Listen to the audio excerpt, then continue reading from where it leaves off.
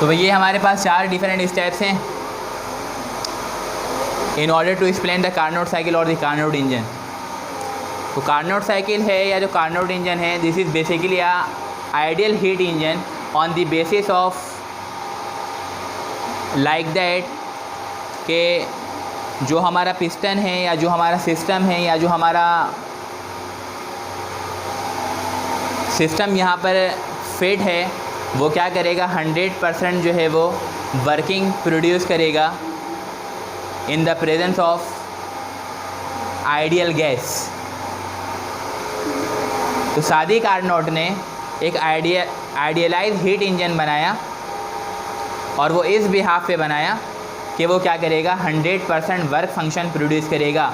100% work function produce करने से मकसद क्या है कि अगर हम किसी भी इक्विपमेंट को, किसी भी डिवाइस को, किसी भी मशीन को अगर हम एनर्जी प्रोवाइड करते हैं, हीट प्रोवाइड करते हैं, फ्यूल प्रोवाइड करते हैं, तो वो सारा का सारा फ्यूल किस में कन्वर्ट हो जाए, वर्क डन में कन्वर्ट हो जाए। And it is impossible for the any machine. सही है ना।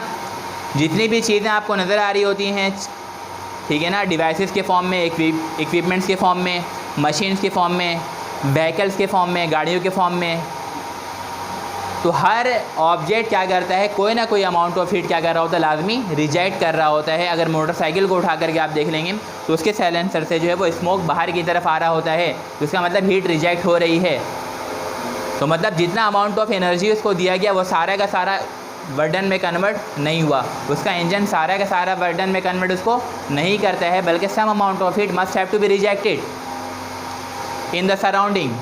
अगर हम बात करते हैं एरोप्लेन की, जो हवे में जो है वो उड़ रहा है, सही है ना, तो उसमें भी यही सिस्टम होता है कि उसका जो इंजन है उसको जो फ्यूल दिया जा रहा है, जो उसको एनर्जी दी जा रही है, हाईली ऑक्टेन एनर्जी, तो वो एनर्जी जो है उसके जहाज़ के इंजन से वर्डन में कन्वर्ट हो रही है, लेकिन जहाज़ अपने पीछे से स्मोक बाहर की तरफ निकाल रहा है। मतलब कोई ना कोई अमाउंट ऑफ हीट वो रिजेक्ट कर रहा है अपने सराउंडिंग में। एटमॉस्फेयर उसका सराउंडिंग है।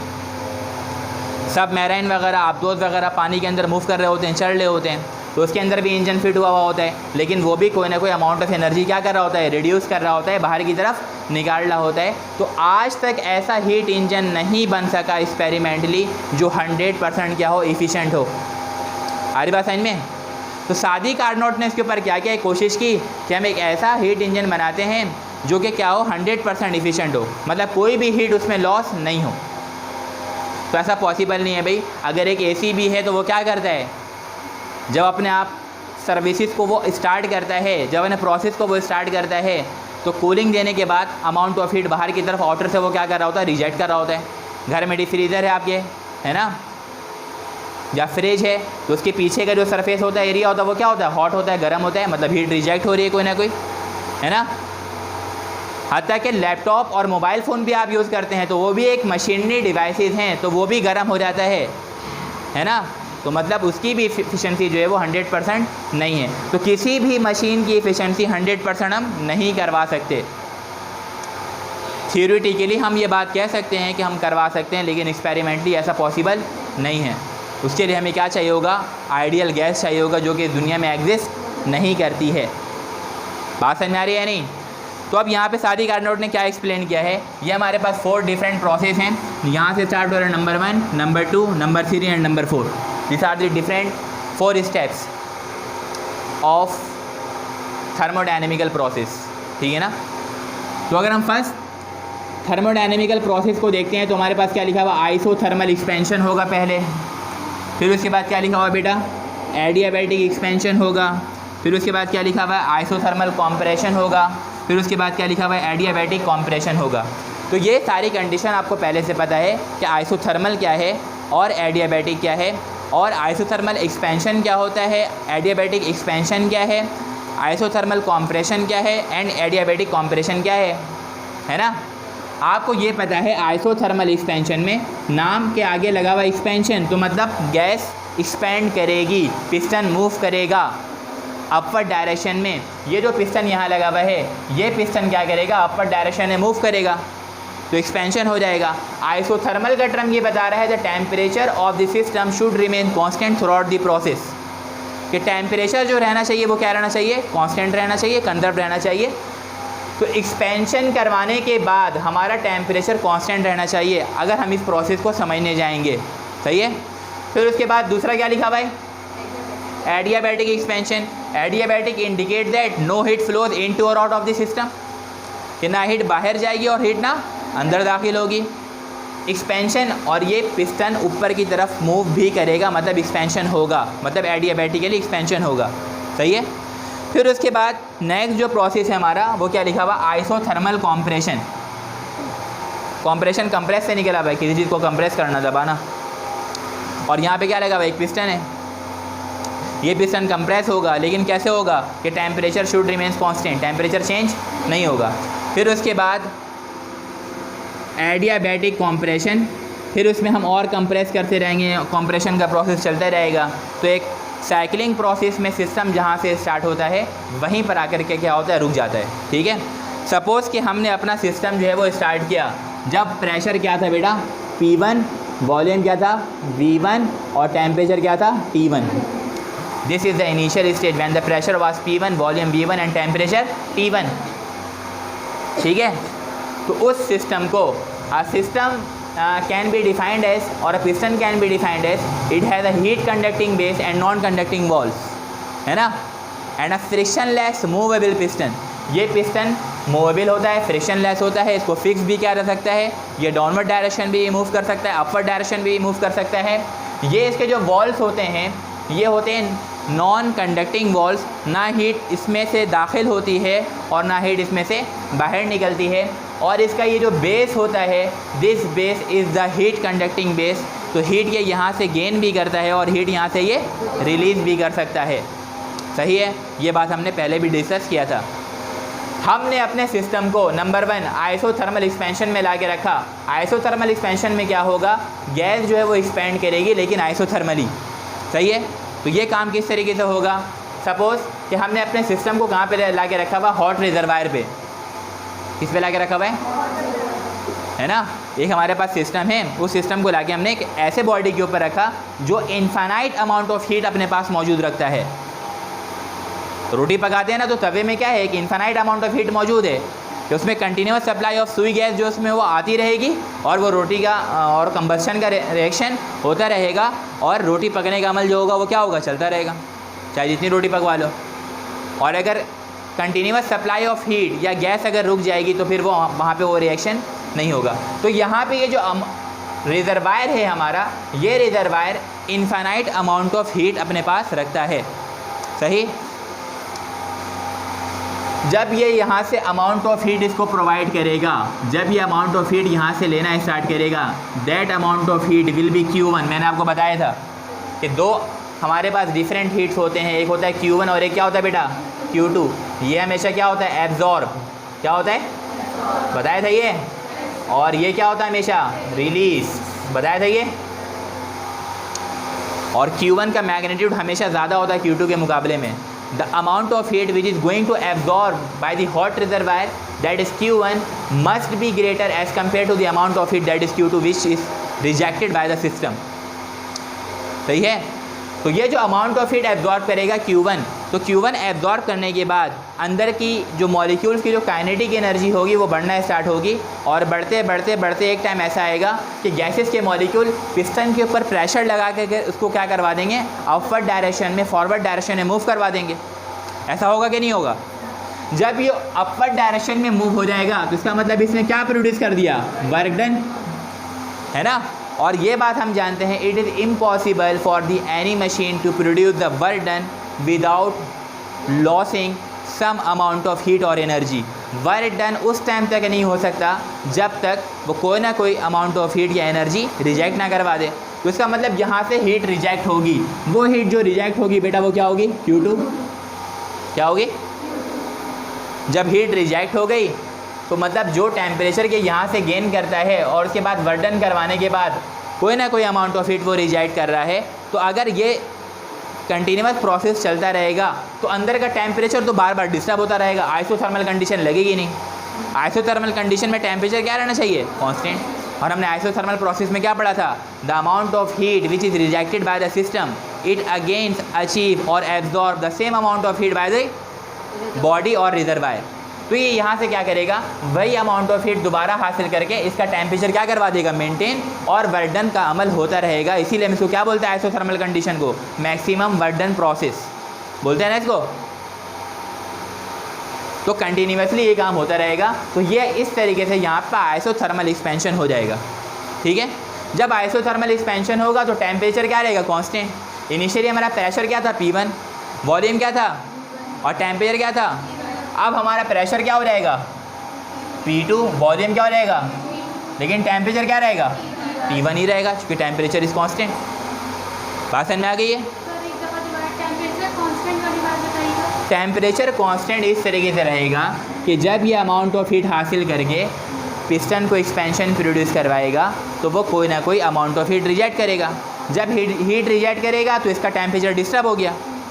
तो जितना टेम्परेचर डिस्टर्ब हुआ है वही टेम्परेचर ये सोर्स ऑफ हीट से क्या कर लेगा, हासिल कर लेगा, और टेम्परेचर क्या कर लेगा, या मेंटेन कर लेगा। बात समझ में आ गई है या नहीं आई। तो ये यहाँ से यहाँ तक का अमल था हमारा कि भाई यहाँ से ये साइकिलिंग प्रोसेस में ये इस तरीके से एक हमारा अमल सामने आया। ठीक है, फिर उसके बाद न्यू प्रोसेस चलेगा भाई। सेकंड कंडीशन क्या होगी कि सेकंड कंडीशन में हमारा जो सिस्टम है वो कहाँ पे रखा हुआ है बेटा, किस पे रखा हुआ है, इंसुलेटर पे। इंसुलेटर की प्रॉपर्टी क्या होती है, ना हीट एब्जॉर्ब कर सकता, ना heat, sorry, V1 and T1 is the initial stage. कोई भी चीज़ जब हम उठाएंगे उसका प्रेशर क्या होगा हमारे लिए, P1, वॉल्यूम क्या होगा, V1 हमारे लिए, और टेम्परेचर क्या होगा, that is called the standard condition, है ना। लेकिन जब हम उसके ऊपर काम करना स्टार्ट करेंगे, यहाँ से जो काम स्टार्ट हो गया ना, तो प्रेशर चेंज हो गया, क्या हो गया, P2, वॉल्यूम V2 और टेम्परेचर T1 हो गया। बात समझ में आई है।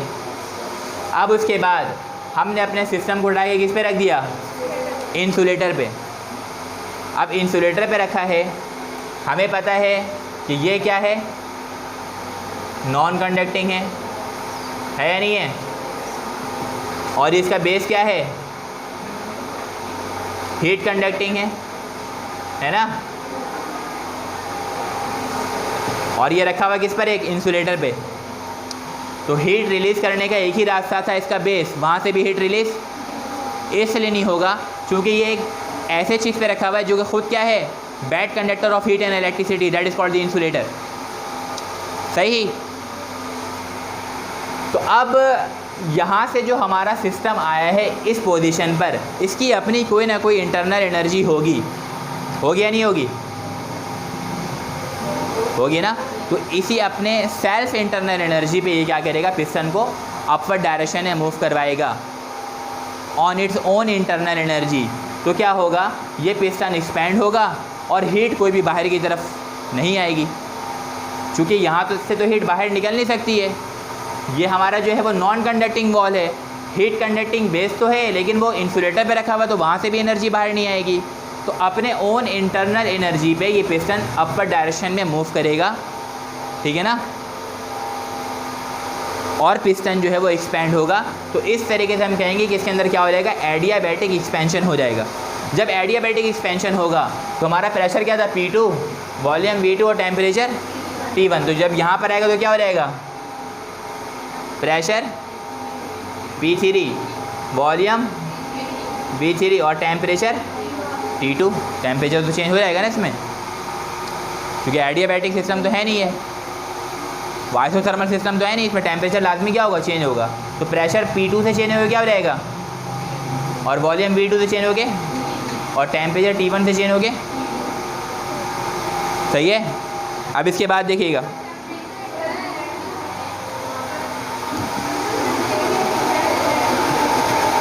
टेम्परेचर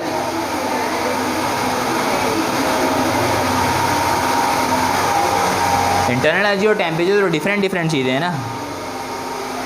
ये फॉरवर्ड डायरेक्शन में मूव करेगा ना, अपर डायरेक्शन में करेगा ना, और हीट भी गेन नहीं कर रहा है। आइसोथर्मल कंडीशन में और एडियाबैटिक कंडीशन में मेन डिफरेंस क्या है, आइसोथर्मल कंडीशन में हीट रिजेक्ट होता है, एडियाबैटिक कंडीशन में हीट रिजेक्ट लेकिन आइसोथर्मल कंडीशन में जो हीट रिजेक्ट होती है वो दोबारा हासिल हो जाती है, और इसमें ना तो हीट रिजेक्ट हो रही है ना तो हासिल हो रही है, तो अपनी ओन इंटरनल एनर्जी पे क्या करवाता है बर्डन, ये अपर डायरेक्शन में मूव करेगा। सही है। तो जब ये अपर डायरेक्शन मूव करेगा तो अंदर का प्रेशर चेंज हो रहा है, वॉल्यूम चेंज हो रहा है, तो टेम्परेचर भी क्या हो जाएगा, चेंज हो जाएगा। उसमें तो हम टेम्परेचर कांस्टेंट करवा रहे थे, जितना ही अमाउंट ऑफ हीट रिजेक्ट कर रहा था उतना ही दोबारा एब्जॉर्ब कर ले रहा था। सही है। अब हमारा जो साइकिलिंग प्रोसेस है वो इस स्टेप से काम ऑफ करेगा। यहाँ से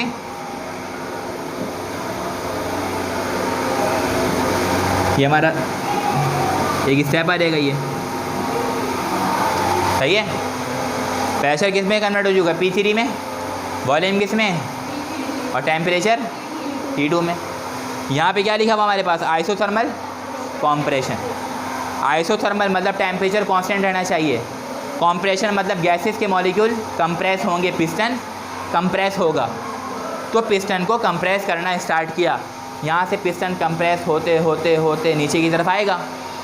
नीचे की तरफ आएगा तो जब गैसेस के मॉलिक्यूल जब नीचे की तरफ बैठते हैं, मॉलिक्यूल करीब आते हैं, तो उनका टेम्परेचर इंक्रीज़ होना स्टार्ट हो जाता है। ये बिल्कुल इसी तरीके से है कि एक कमरे में 20 लोगों को बंद करके छोड़ दिया जाए तो उनको गर्मी ज़्यादा लगने लगती है, क्योंकि आपस में करीब करीब होते हैं, है ना। चांद रात के दिन मार्केट के में जब घूमने आते हैं मेहंदी लगवाने के लिए, तो क्या होता है, गर्मी ज़्यादा होती है ना। ठीक है, वो घर में लगाए कहीं भी लगाए, हम तो एग्जाम्पल लेके बता रहे हैं, बात समझ में आ रही है। तो अब जब इसको हम प्रेस करेंगे, कंप्रेस करेंगे, तो गैसेस के मॉलिक्यूल करीब आते आते आते आते आते आते आते आते सबको एक दूसरे से गर्मी लगना स्टार्ट हो जाएगी, है ना। सब बोलेंगे दूर हटो दूर हटो दूर हटो, है ना। एक दूसरे को धक्का देना स्टार्ट कर देंगे, पिस्टन के ऊपर प्रेशर बढ़ जाएगा। ऐसे ही होता है ना। अब एक मॉलिक्यूल यहाँ पर है, ये यहाँ पर है, ये यहाँ पर है, ये यहाँ पर है, अभी पिस्टन नीचे आ रहा है, अब इसके ऊपर प्रेशर पड़ा, ये बेटा इसके पास ट्रैवल करके आया, बोला यार ऊपर से प्रेशर आ रहा है, मेरे को कुछ नहीं बोलना, सही है ना। फिर उसके बाद ये इसके पास आ रहा नीचे की तरफ, ये भी ये बोला ऊपर से प्रेशर आ रहा है। अब ये वाला बोलो अब बराबर में भी, तो इसको धक्का दे जाके मेरे पास क्यों आ रहा है। तो सारे जो है वो नीचे की तरफ आते आते आते ये अंदर का टेम्परेचर इंक्रीज़ होने लगेगा। जब टेम्परेचर इंक्रीज़ होने लगेगा तो अब इस सिस्टम का टेम्परेचर डिस्टर्ब हो जाएगा, आइसोथर्मल कंडीशन नहीं रहेगी। फर्स्ट कर लेते हैं, टेम्परेचर 50 डिग्री सेंटीग्रेड है या 250 केल्विन है या 300 केल्विन है, सही है। अब हमें 300 केल्विन क्या रखना है, मेंटेन। जब ये कंप्रेस होगा तो 300 केल्विन से बढ़ के सपोज कितना हो गया, 500 केल्विन होगा, टेम्परेचर बढ़ेगा। लेकिन नीचे क्या बेटा, सिंक। सिंक सिंक से मुराद क्या है, sink is like a surrounding. हाँ,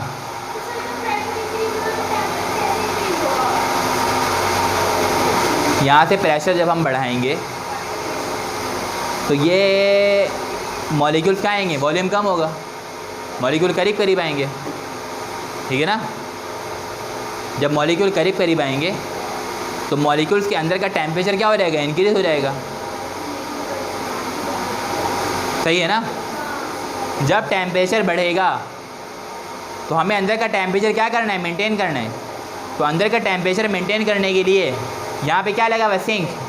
सिंक सराउंडिंग की तरह होता है, जहाँ पर अमाउंट ऑफ हीट को हम क्या करवाते हैं, रिजेक्ट। तो जितना टेम्परेचर बढ़ेगा वो क्या करेगा, इस सिंक से वो अमाउंट ऑफ टेम्परेचर को रिजेक्ट करते जाएंगे और यहाँ पर आपका रिक्वायर्ड टेम्परेचर जो है वो मेंटेन हो जाएगा।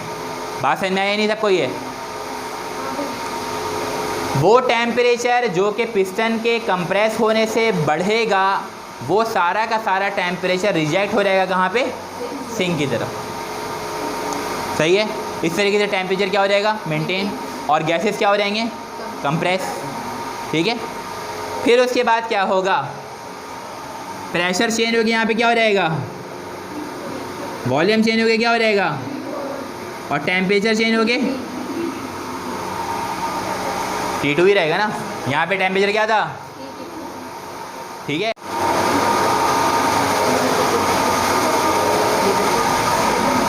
प्रेशर क्या हो जाएगा यहाँ पे हमारा P4, वॉल्यूम V4 और टेम्परेचर T2। अब फाइनल कंडीशन, फिर हम क्या करवा रहे हैं, एडियाबैटिक कॉम्प्रेशन। एडियाबैटिक कॉम्प्रेशन में क्या होता है, ना हीट ना हीट। तो अब यहाँ पे इस प्रोसेस में जब यहाँ से सिस्टम हमारा चल कर यहाँ आएगा, कहाँ आएगा, जब यहाँ पर आएगा तो अब यहाँ पे क्या होगा, प्रेशर इंक्रीज़ करवाते करवाते उस टाइम तक प्रेशर हम इंक्रीज़ करवाते रहेंगे जब तक दोबारा से हमारा प्रेशर क्या नहीं हो जाए और वॉल्यूम क्या नहीं हो जाए और टेम्परेचर क्या नहीं हो जाए। एक्सपेंशन और कॉम्प्रेशन अगर होता है, जब एक्सपेंशन होगा तो वॉल्यूम चेंज होगा, प्रेशर चेंज होगा, टेम्परेचर चेंज होगा, और जब कॉम्प्रेशन होगा तो एक कंडीशन वही आ सकती है जो इनिशियल कंडीशन थी, है ना। एक चीज़ जहाँ से चली थी वहीं पे आके रुक सकती है। तो हमारा सिस्टम जहाँ से स्टार्ट हुआ था, pressure P1, volume V1, temperature T1, फिर उसके बाद थ्रू आउट द प्रोसेस ये काम चलता रहा और इन द एंड हमारा सिस्टम वहीं पे आके रुकता है जहाँ पे प्रेशर क्या था, P1, वॉल्यूम V1 और टेम्परेचर T1। तो इस थ्रू आउट दी प्रोसेस में स्टेप 1 से 2, 2 से 3, 3 से फिर उसके बाद 4, ये पूरे होल कंप्लीट प्रोसेस में इस सिस्टम का चेंज इन इंटरनल एनर्जी जो होता है बेटा वो क्या होता है, 0। बात को गौर से सुन लीजिएगा, कंप्लीट साइकिल की बात कर रहा हूँ, क्योंकि साइकिलिंग प्रोसेस क्या होता है जिसमें हीट लॉस की बात हम नहीं करते, तो इसमें एनर्जी लॉस नहीं होता, मतलब चेंज इन इंटरनल एनर्जी क्या होगा, 0 थ्रू आउट दी प्रोसेस। लेकिन अगर हम स्टेप बाय स्टेप बात करेंगे कि भाई 1 से 2 में जाने में क्या हुआ, 2 से 3 में जब हम गए तो क्या हुआ, 3 से जब हम 4 में गए तो क्या हुआ, हर स्टेप में तब्दीली आती है, इंटरनल एनर्जी चेंज हो रही है, टेम्परेचर में वेरिएशन है, प्रेशर में वेरिएशन है, वॉल्यूम के अंदर वेरिएशन है। लेकिन जब एक चक्कर कंप्लीट होता है, एक साइकिल कंप्लीट होता है, तो हमारा सिस्टम जहाँ से चला था वहीं पे आके रुक जाता है। बात समझ में आ रही है। तो ये एक कॉन्सेप्ट है आइडियलाइज हीट इंजन के लिए, जिसके ऊपर हम ये बात कर रहे होते हैं कि हमारा एक आइडियल हीट इंजन जो होगा वो 100% इफ़िशिएंट होगा, मतलब जितने भी एनर्जी हम उसको प्रोवाइड करेंगे वो सबको किस में कन्वर्ट कर देगा, वर्क डन में कन्वर्ट कर देगा। लेकिन ऐसा पॉसिबल एक्सपेरिमेंटली नहीं है। तो ये थ्योरेटिकल एक्सप्लेनेशन है उसी की, आइडियलाइज हीट इंजन की। बात समझ में आ गई। अब इसको हम स्टेप बाय स्टेप जो वो लिख लेंगे, ठीक है।